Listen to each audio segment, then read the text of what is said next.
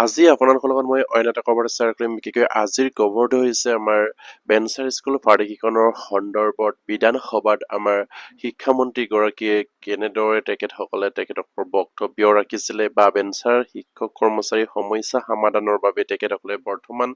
কি ধৰণৰ পদক্ষেপ লৈছিলে বা কি ধৰণে সেই পদক্ষেপসমূহ আগবাঢ়িছে সেই বিষয়ে আপোনালোকৰ লগত শ্বেয়াৰ কৰিম। আপোনালোকে স্কিপ নকৰি শেষলৈ ভিডিঅ'টো চাই থাকিব আৰু এতিয়ালৈকে যদি আমাৰ চেনেলটো ছাবস্ক্ৰাইব কৰা নাই কাইণ্ডলি ছাবস্ক্ৰাইব কৰি দিব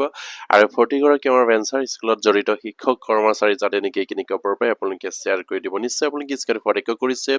ইয়াত উল্লেখ কৰিছে বিধানসভাৰ শিক্ষামন্ত্ৰী ডক্টৰ ৰণোজ পেগুৰ ঘোষণা, শেষবাৰলৈ ফাৰ্টিকীকৰণ হ'ব বেঞ্চাৰ শিক্ষা অনুষ্ঠান। এইবাৰ যিটো ফাৰ্টিকীকৰণ কৰিব এইবাৰে শেষ হ'ব বুলি কৈছে আৰু সেইখন ফাৰ্টিকীকৰণ কৰিলে নিশ্চয়কৈ অসমত আৰু বেঞ্চাৰ স্কুল নাথাকিব বা ভৱিষ্যতে ফাৰ্টিকীকৰণ কৰা নহ'ব আৰু ইয়াকে লৈ তেখেতসকলে সেইধৰণে লিখিছে আৰু কৈছে এককালীন আৰ্থিক সাহায্যৰে বিদায় দিব দৰৱ শিক্ষকসকলৰ যিমানবিলাক দৰৱ শিক্ষক কৰ্মচাৰী আছিলে তেখেতসকলক এককালীন সাহায্য হিচাপে প্ৰদান কৰি তেখেতসকলকো বিদায় দিয়াৰ এটা বিশেষ পদক্ষেপ গ্ৰহণ কৰাৰ কথা ইয়াত উল্লেখ কৰিছে। ইয়াত লিখিছে আপোনাৰ ভাল খবৰ আহিছে অতি সোনকালেই বেঞ্চাৰ বিদ্যালয় মহাবিদ্যালয় আৰু শিক্ষকসকলৰ বাবে ৰাজ্য চৰকাৰে অতি সোনকালে ফাৰ্টিকীকৰণ কৰিব। বৃহৎ সংখ্যক বিদ্যালয় মহাবিদ্যালয় আৰু শিক্ষকৰ পদ আৰু তাৰ পাছতেই চিৰদিনৰ বাবে বন্ধ হৈ পৰিব বেঞ্চাৰৰ সমগ্ৰ প্ৰক্ৰিয়াটো। ইয়াত উল্লেখ কৰিছে যে বিধানসভাত শিক্ষামন্ত্ৰীগৰাকীয়ে যিধৰণে মন্তব্য ৰাখিছে বা বক্তব্য ৰাখিছে তেখেতসকলৰ উল্লেখ কৰা মতে যে এইবাৰ যিসকল বেঞ্চাৰ শিক্ষক কৰ্মচাৰী জড়িত হৈ আছে তেখেতসকলৰ পদ ফাৰ্টিকীকৰণ কৰা হ'ব আৰু যিসকল ড্ৰপ আউট শিক্ষক কৰ্মচাৰী আছিলে তেখেতসকলক এককালীন সাহায্য দি তেখেতসকলক হয়তো বিদায় দিয়াৰ আৰু তেখেতসকলে যি ধৰণৰ এটা গুৰুত্বপূৰ্ণ সিদ্ধান্ত লৈছে এয়া হয়তো অসমৰ প্ৰতিটো শিক্ষক কৰ্মচাৰীয়ে গম পায়। আৰু ইয়াত লিখিছে আন অৰ্থত এইবাৰৰ পাছত আৰু কোনো বেঞ্চাৰ শিক্ষানুষ্ঠান বা শিক্ষকৰ পদ কেতিয়াও ফাৰ্টিকীকৰণ নহ'ব। আজি বিধানসভাত সেই কথা ঘোষণা কৰি শিক্ষামন্ত্ৰী ডক্টৰ ৰণোজ পেগুৱে কয় যে বেঞ্চাৰ সমগ্ৰ প্ৰক্ৰিয়াটো ফুল ষ্টপ দিবৰ বাবে 2006 চনত Assam non government educational institute আইনখন হৈছিল আৰু সেই অনুসৰি 2006 চনৰ পাছত হোৱা সকলো বিদ্যালয় মহাবিদ্যালয় ব্যক্তিগত শিক্ষা অনুষ্ঠান বুলি গণ্য কৰা হৈছিল। কিন্তু 2017 চনত এই আইনত কিছু সংশোধনী আনি এই 3805খন শিক্ষানুষ্ঠান ফাৰ্টিকীকৰণ আওতালৈ অনা হয় আৰু 9855 গৰাকী এই টিউটৰ পদ এটা স্বাৰ্থত ফাৰ্টিকীকৰণ কৰা হয় যে তেওঁলোকে কেন্দ্ৰীয় চৰকাৰৰ নীতি অনুসৰি NCTৰ মতে যোগ্যতা অৰ্জন কৰিলে শিক্ষকসকলে উন্নতি কৰিব। ইয়াত উল্লেখ কৰিছে যে 2017 চনৰ আইন মতে 2021 চনত যিসকল শিক্ষক কৰ্মচাৰী ফাৰ্টিকীকৰণ কৰা হৈছিলে 3805খন শিক্ষানুষ্ঠান আৰু তাত জড়িত 9855 গৰাকী এই শিক্ষকক টিউটৰ হিচাপে ফাৰ্টিকীকৰণ কৰিছিলে। NCT নন মতে যিসকলে যোগ্যতা অৰ্জন কৰিব তেখেতসকলক টিউটৰৰ পৰা শিক্ষকসকলে উন্নতিকৰণ কৰাৰ বিষয়টো ইয়াত উল্লেখ কৰিছে। আৰু মন্ত্ৰীজনে লগতে এই বুলিও কৈছে ইয়াৰ পাছত আইনত কিছু শিথিলতাৰ বাবে ব্যাপক ৰাজহুৱা দাবী উঠোৱাৰ পৰিপ্ৰেক্ষিতত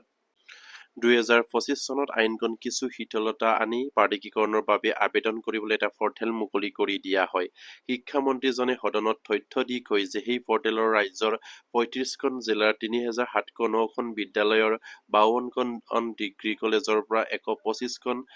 ডিগ্ৰী কলেজৰ বিভিন্ন শাখাৰ পৰা আপোনাৰ 23,420 গৰাকী শিক্ষকৰ পৰা ফাৰ্টিকীকৰণৰ বাবে আবেদন লাভ কৰিছে বুলি তেখেতসকলে জানিবলৈ দিছে। মানে ৰাজ্যখনত বৰ্তমান এটা পৰ্টেল মুকলি কৰা হৈছিলে, সেই পৰ্টেলৰ জৰিয়তে আপোনাৰ 35খন জিলাত 3709খন বিদ্যালয়ৰ 52খন ডিগ্ৰী কলেজ আৰু 125খন ডিগ্ৰী কলেজৰ বিভিন্ন শাখাৰ পৰা মানে 23,420 গৰাকী শিক্ষক কৰ্মচাৰীয়ে আবেদন কৰিছে আৰু সেই আবেদন লাভ কৰাৰ কথা ইয়াত উল্লেখ কৰিছে আৰু অতি সোনকালেই সেই আবেদনসমূহৰ ভেৰিফিকেশ্যনৰ প্ৰক্ৰিয়া আৰম্ভ হ'ব বুলি জানিবলৈ দি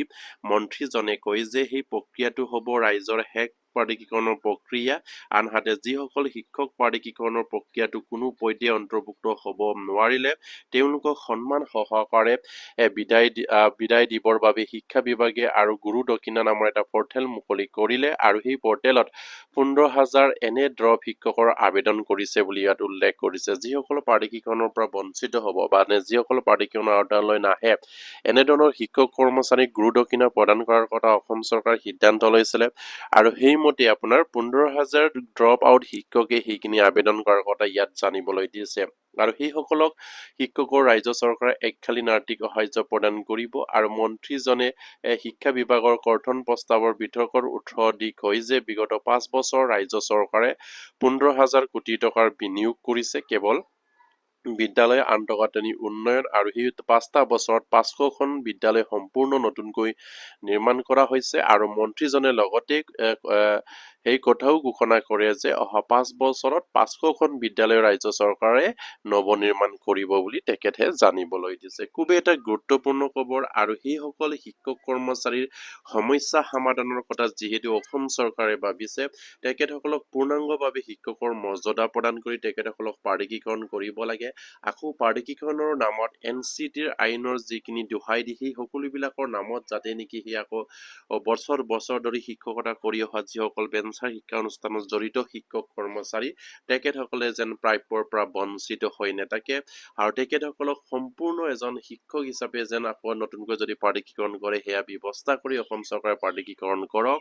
আৰু যিধৰণে 2021 চনত পাৰ্টিকীকৰণ কৰিলে টিউটৰ হিচাপে সেইটোৱে যদি আকৌ পাৰ্টিকীকৰণ কৰে নতুনকৈ আকৌ সেই পাৰ্টিকীকৰণ কৰা শিক্ষক কৰ্মচাৰীসকলৰ মাজত আকৌ নতুনকৈ আৰু এটা সমস্যা